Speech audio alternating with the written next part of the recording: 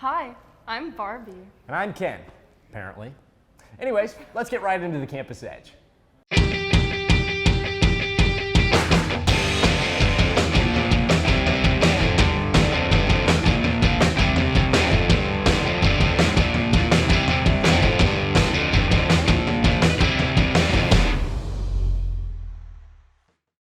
Ahoy there, mateys. Welcome aboard the maiden voyage of Campus Edge for Fall 2023. We've got a treasure trove of stories just for you. On this episode, we come to you from the heart of all the action, the Student Union on the El Dorado campus, where the students work, play, eat, and sometimes sleep. This place takes me back to the days on the high seas, searching for buried treasures. Oh, it sure does. Speaking of adventures, Sam can't stop reminiscing about Talk Like a Pirate Day, an event our mass communications department held earlier this year. We celebrated it in style, with students and faculty alike joining the crew. It was a jolly good time. And speaking of Talk Like a Pirate Day, our brave reporter Alex Jordan has all the juicy details. Let's hear from him now. Hi Grizzlies, my name is Alex and we are at the Student Union on a very special day. The Communications Department is hosting International Talk Like a Pirate Day, where they are giving out pirate swag. Let's go check it out.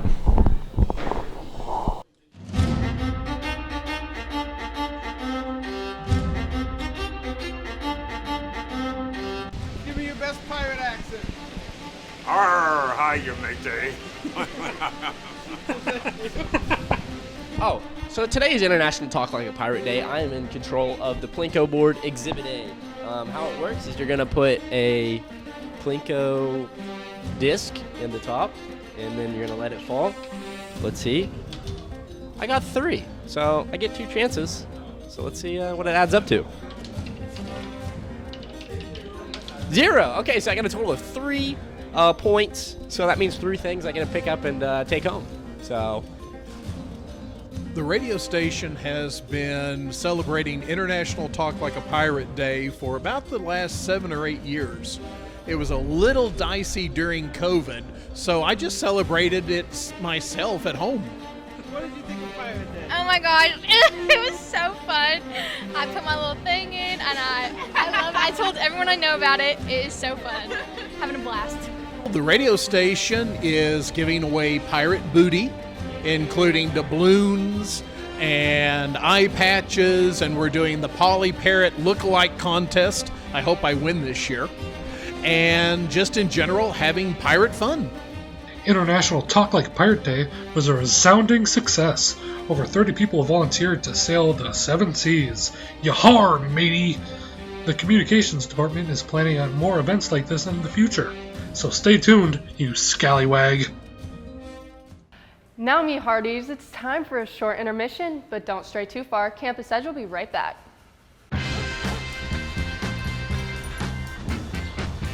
When we adopt a shelter pet, we discover they're a unique mix of all kinds of things. Come on, Drew, spot on this last one. There it is.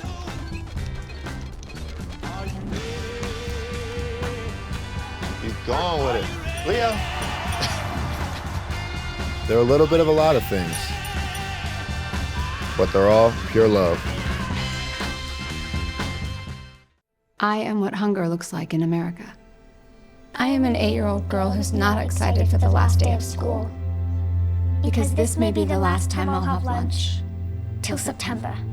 I am a single father of 2 who works 3 part-time jobs, and that's still not enough to put food on the table. I was created by artificial intelligence from faces of the 1 in 8 Americans who struggle with hunger. Feeding America, 200 food banks strong. At Butler, we have all sorts of students who come here to learn, but have you ever wondered what the students do outside of class? Well, recently, reporter Tess Hargrove and I had the pleasure of sitting down with a remarkable student, Micah Miller, who's studying sports media. But Micah is more than just a student. He's also a cornerstone of support for the kids in the El Dorado community. Micah Miller is a fellow student at Butler Community College, but he also has a superpower. He is also a special ed teacher and a football coach for the El Dorado Middle School. They definitely keep me on a brighter side of life. They're really energetic. Some days, we like to have fun here, as well as get work done.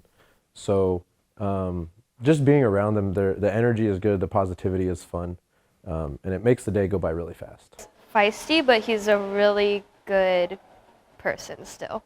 Funny and helpful, and he's good at telling stories. Micah is patient, he can be understanding, he relates to the kids in a way that others can't because he's young. Oh, managing time, I think at first it was an issue for me because I didn't really have a balance of what I was doing, not really a pattern. So making sure that like I can visibly see my schedule and know when classes are, when I have work, when I have practice. But I think another part of it is when you start going, you realize, you know, oh, I really enjoy my work, so then you're never missing it. Memorable time, had a kid read a book for the first time last year, and that was really interesting for me. It was a new experience. For BCTV and Campus Edge, I'm Tess Hargrove. The fall semester brings more than new and returning students to Butler. It also brings new faculty. Except this new professor isn't exactly new to Butler. She's been a part-time teacher for us. But she's new to full-time teaching. Amy Hornbaker joined the mass communication faculty in August and is already making a name for herself on campus. Reporter Cadence Cotter gives us the 411. I'm BCTV reporter Cadence Cotter, and today I'm here in the 100 building getting ready to talk to new faculty member, Miss Amy Hornbaker. Well, I started my academic career here at Butler, actually. And I loved my time here and spent as much of it as I could here. After that, I transferred to Wichita State, where I earned a bachelor's degree in print journalism and then a Master of Arts in Communication from Wichita State as well.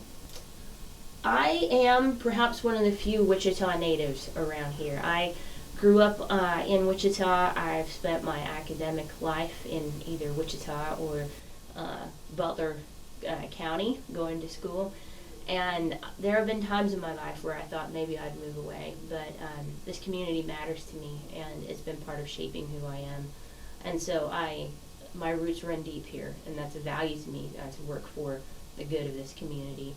I enjoy traveling, sure, but life is busy and you have to balance responsibility with fun, and sometimes those are the same things and sometimes they're not. I stay busy. Is the bottom line. I stay busy with work and outside of work. Outside of work, I am married and have been for the last couple of years, and absolutely love that, and it's been a huge, tremendous blessing in my life.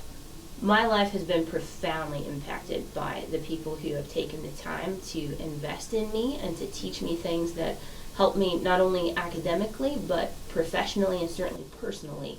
And at key moments in my life, when I look back at those investments, I realize that they set me on a path that I didn't even know to expect.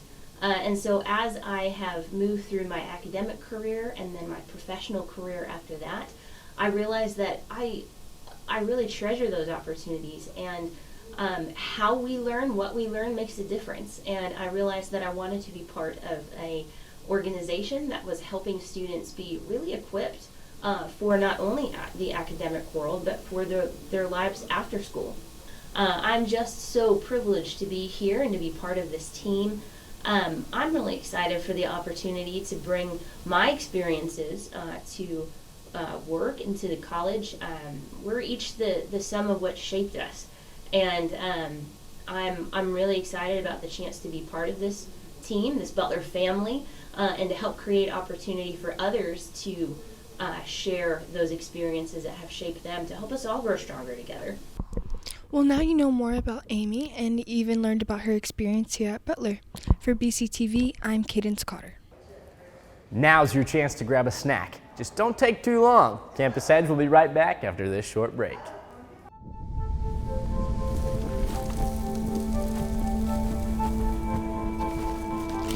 Eva Marie smoked 12,000 packs of cigarettes over 15 years. She quit, and now there's a new lung cancer screening that could save her life. You stopped smoking, now start screening. No matter how much you smoked, early detection could save you. Talk to your doctor or learn more at savedbythescan.org. When I was your age, I was just like you, fascinated by stars.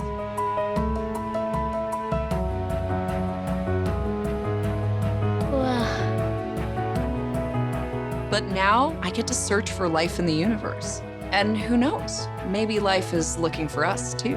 So we're like aliens to them? Yeah. Does anyone want to be a scientist now? I do. Awesome. We need more girls in STEM. Maybe we can find aliens.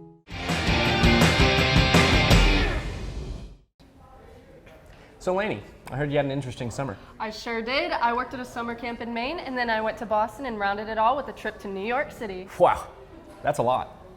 It sure was, and you'll hear all about it in this next story.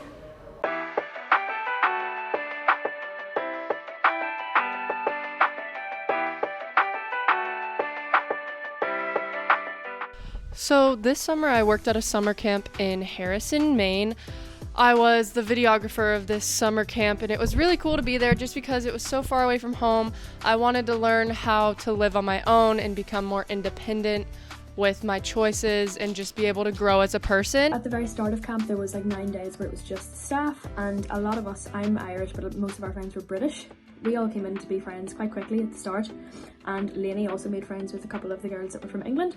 So we all used to hang out in the library every evening, so me and Lanie would both be hanging out there with that group of friends, and that's kind of how we got close. We spent every evening together with that group. The accents were all over the world, and it was really cool just to hear about everyone's like personal backgrounds and learn about different lifestyles in different parts of the world. All my friends were from the UK, who I became really close with, but one of my friends, she spoke with an Irish accent, and it was actually probably one of the hardest things I've had to really focus in on. For the first couple of weeks she really didn't understand what I was saying. I would have to repeat myself and slow down like 3 times before Lanie would get it, so more so she struggled with my accent than I struggled with hers.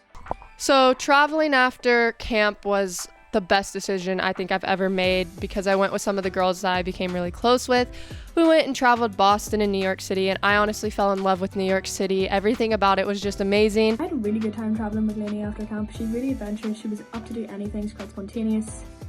She had high energy, so it was always fun to like go sightseeing with her. We always had something fun planned. It was really hard to readjust to Kansas, honestly, because I've been around the East Coast so long this whole summer. I think I was gone for about 68 or something days, and it just was really hard to come home, get back into the hang of things. It was really, really hot when I got off the airplane. I think it was like 120 here.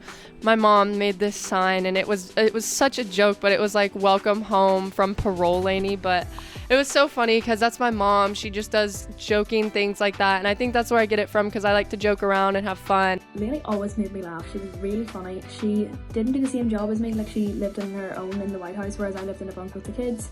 So she was videoing all the activities. She always had funny stories to tell of what she'd seen around camp, so she always was able to just make me laugh with the stuff she would come out with. If I got the opportunity to travel the world like this and go work at another summer camp or the same one, I would honestly do it in a heartbeat.